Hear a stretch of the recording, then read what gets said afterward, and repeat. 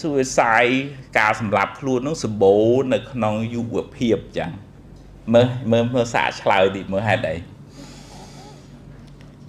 ណាគិតអីគិតខ្លីអីទៀតគិតអត់ចេញអីទៀតមើល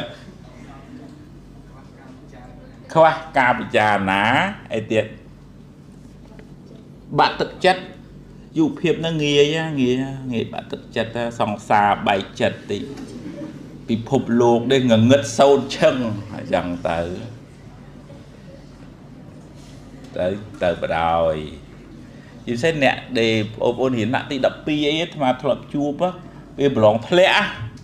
អូគ្រោះថ្នាក់មែនតើហើយបើមិនអញ្ចឹងខំរៀនពេកដល់ពេលប្រឡងជាប់លេខដេកបដ ாய் វា